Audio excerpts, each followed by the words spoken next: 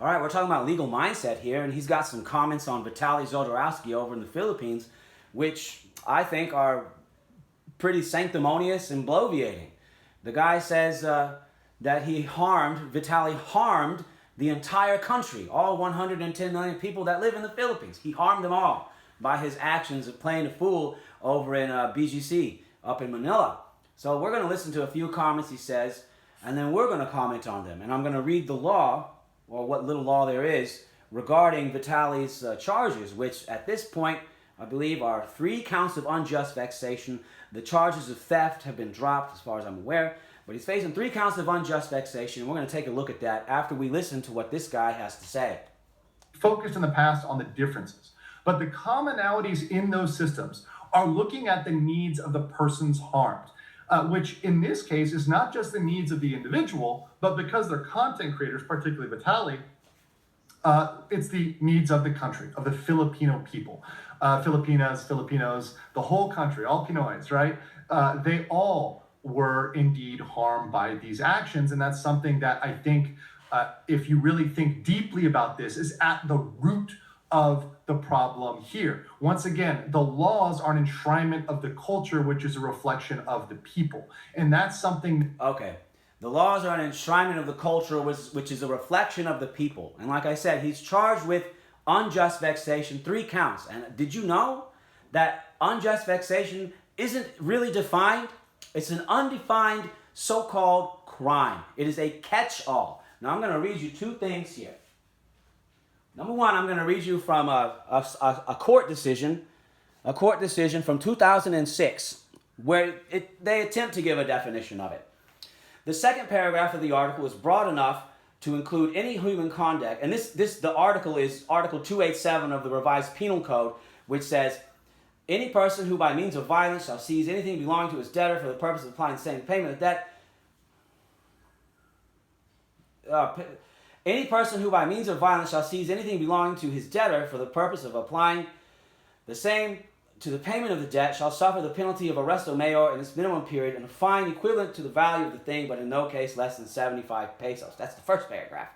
Any other coercions or unjust vexations shall be punished by arresto menor or a fine ranging from 5 to 200 pesos or both. So that is the second paragraph of Article 287 of the Revised Penal Code, and which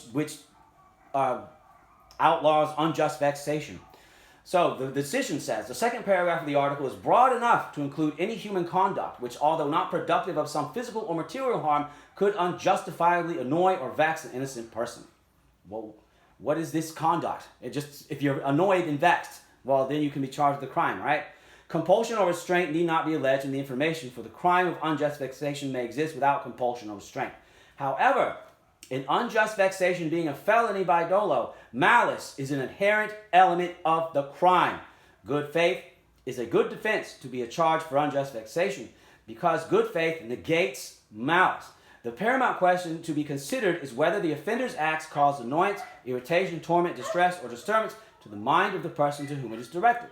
The main purpose of the law penalizing coercion and unjust vexation is precisely to enforce the principle that no person may take the law into his hands, and that our government is one of law, not of men. It is unlawful for any person to take into his own hands the administration of justice. So, would you say that Vitaly Zodorowsky was going around acting maliciously, or was he just acting like a fool? That's for the courts to decide, not for me. But now we're going to go here 3 years later. 3 years later, in 2009, Senator Miriam Defensor Santiago published a potential bill in the Senate to amend paragraph 2 of Article 287, which we just read. Any other coercions or unjust vexation shall be punished by arresto menor or a fine ranging from 5 pesos to 200 pesos or both. And we're going to read it. It is a well-established doctrine that the criminal or penal legislation must clearly define or specify the particular acts or omissions punished. Unlike the crimes of theft, murder, and rape that are specifically defined in the RPC, the definition of the crime of unjust vexation is conspicuously absent. Because of this, Article 287, Paragraph 2 of the RPC that punishes unjust vexation follows from congenital defects and may be declared unconstitutional for the following reasons. A. Article 287, Paragraph 2 of the RPC condemns no specific or definite act or omission, thus failing to define any crime or felony. B, said penal provision is so indefinite, vague, and overbroad as not to enable it to be known what act is forbidden. C, such vagueness and overbreadth result to violation of the due process clause and the right to be informed of the nature of the offense charged. And D, such vagueness and overbreadth likewise amount to an invalid delegation of Congress of its legislative powers to the courts to determine what acts should be held criminal and punishable. So that means the law is subjective. The court will interpret the law as it is brought before them instead of Congress writing a law and making a definite definition. Now it's up to the courts. And so the Congress has delegated this power to the courts instead of doing it on its own. The state, having the right to declare what acts are criminal within certain well-defined limitations, has a right to specify what act or acts shall constitute a crime, as well as what acts or acts shall constitute a crime. Hence, the instant bill seeks to provide a legal definition of the crime of unjust vexation and provide the corresponding penalty for its commission. And we're going to take a look at her proposed definition. It's right here. You can see Article 287, light coercions. Any person who by means of violence shall seize anything belonging to his debtor. Section 2 is what we want. Unjust vexation. Right here. Here it is. We want Section 2, not Section 1. Unjust vexation. Any person who commits a course of conduct directed at a specific person that causes substantial emotional distress in a person and serves no legitimate purpose shall suffer the penalty of arresto mayor in its minimum period or fine ranging from 500 pesos to 5,000 pesos or both. So this was never acted into law. And as of now, 2025, the crime of unjust vexation remains undefined and, as Miriam Defensor Santiago said, unconstitutional. Where's it at? Well, she says it in here. Because of this Article 287, Paragraph 2 of the RPC Code that punishes unjust vexation suffers from legitimate defects and may be declared unconstitutional for the following reasons that we just read. So is this is what he's saying, is that this law, this overbroad law, which encompasses so many things and is not defined, is a reflection of the Filipino culture. And I will say, yes, it is. Because the Filipinos, like a lot of Asians, they have face. Face. You have to say face. And if someone is coming up to you, talking smack or making you feel weird or whatever, and is causing you to lose face, well, there you go. You got your catch-all law. You got your catch-all law where you can charge them with nothing. Nothing. Unjust vexation. What is that? It's not defined. The courts define it on a case-by-case basis. And this is what Zodorowsky is charged with. 3 counts of that. So we're going to look at something else he says in here. And we'll talk about the court system, the legal system in the Philippines a little bit more in a minute. Here we go. You can choose to be the John Dobb or be the DVR, right? You can choose to do the respectful thing, to acknowledge that culture, go the other way. So let's get to Vitaly. And Philippines. You've got Vitaly. Obviously, look, even his most valiant supporters, even the people that support Vitaly, I want you to listen to me. We can all acknowledge that he crossed a cultural boundary. He crossed boundaries that should not be crossed. And along with those cultural boundaries came laws that were indeed violated. And that's great. That's a great thing to say. And I don't want you to think I'm here defending Vitaly. What I'm here doing is trying to explain the law, which Legalmindset apparently hasn't done. And if he has, I haven't heard him do it. Unjust vexation is a definite, an undefined crime, a definitionless crime. It is not defined, and it can be anything. Anything, you know? And let's go back to the point about him talking about how this was an offense to the entire people.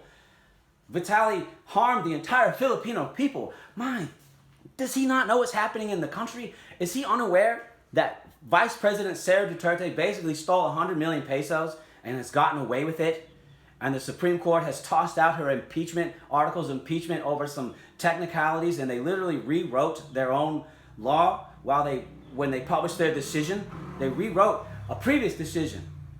They wrote new laws. And they basically allowed Sara Duterte to get away with it. Is he aware that the DPWH, the Department of Public Works and Highways, is one of the most corrupt organizations in the nation? And they have stolen lots of money that should have gone to flood control projects and have not gone there. I mean, there is a lot of offenses against the Filipino people as a whole, 110 million people. There's a lot of offenses, and they're all caused by the politicians that run the nation, not by Vitaly Zodorowsky. I mean, that's a little bit of overreach. That's overkill. And once again, I don't want you to think I'm defending the guy, but I'm just saying it's overkill. It's overreach. He didn't harm the entire Filipino people. And I'll tell you even more, what harms the Filipino people is when criminals commit crimes, very serious crimes, like say a hit and run or even worse crimes, and you can get off. If the victims refuse to press charges, you can get off. If you come to an agreement and you agree to pay a certain amount, whether it's for funeral bills or whatever, medical bills or whatever, you can get off. Because the state here, prosecution is not just dependent upon the state. It's dependent upon the victim. That is a huge difference from law in the West. Law in the West, you have a state who will prosecute. In the Philippines, it's not always that way. You need to have the victim willing to come forward and press charges. The state isn't just going to automatically step in. So, I mean, you want to talk about offensive to the Filipino people. You know, that right there is an offense to the Filipino people because it allows dangerous people, especially drivers, back out on the road where they don't belong.